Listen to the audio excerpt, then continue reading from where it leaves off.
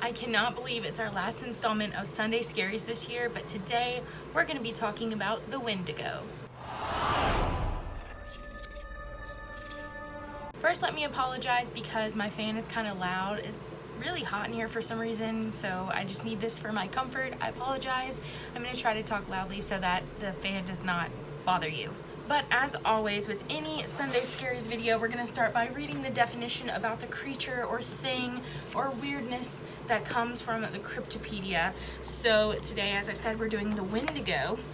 And the Wendigo is defined in the book as a fierce predatory monster from the legends of the Native American peoples, primarily from those in Ontario and Minnesota. Wendigo surfaces whenever humans resort to cannibalism. So before I get too far into this and deep dive into the extra research that I found, I do want to say that I know that this is tied to a culture that I am not a part of. This is something from Native American culture. I just want to say I mean no disrespect by covering this, and I try to find the best sources that I can with the most information, but obviously sometimes the internet gets it wrong. So if you are from the Native American culture and you find some inaccuracies with what I'm saying, please feel free to educate in the comments.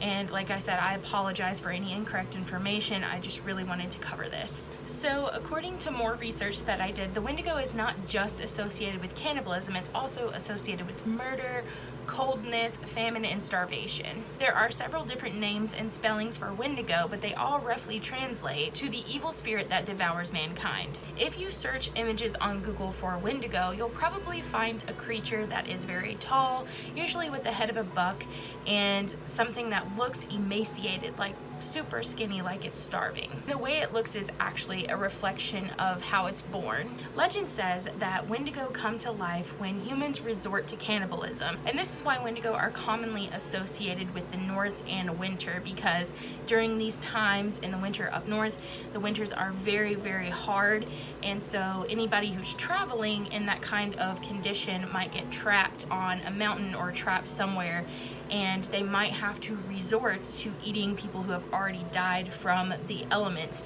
in order to survive. So that's how this was born.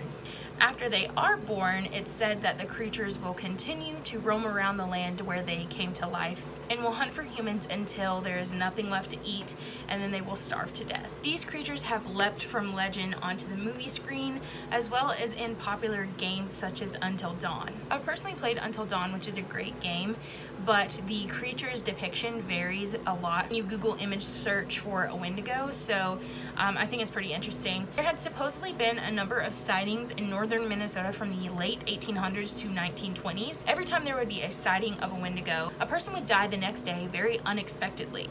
And that just continued to happen until the sightings stopped. There is something I do kind of want to read directly from a source because it's very in-depth, but there have been sightings of this, yes, but there is something actually called the Wendigo psychosis theory, and basically it impacts people in those areas that I mentioned, Canada and Minnesota mostly, where they basically resort to cannibalism when they feel like they're kind of trapped.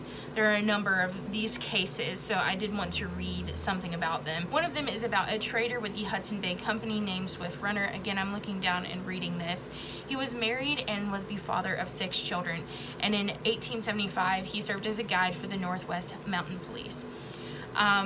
So during that winter of 1878 to 79, him and his family were basically starving to death with a bunch of other people in their area, and his son actually died of starvation. He succumbed to this Wendigo psychosis. He actually ended up killing and eating the rest of his family despite having emergency food source available. So as you can see, a number of historical accounts of Wendigo and Wendigo psychosis. Sightings still occur in Kenora, Ontario, Canada. It's considered the Wendigo capital of the world, and there's actually a cave named after the Wendigo. So if you're ever in that area, just be careful and maybe steer clear of the Cave of the Wendigo. That's pretty much it. This was a short one, but I did want to cover it.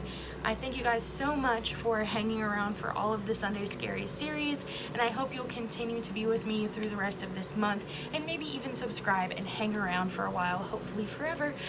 Thank you. Please like this video, share with your friends, and have a great day. I'll see you next time. Bye!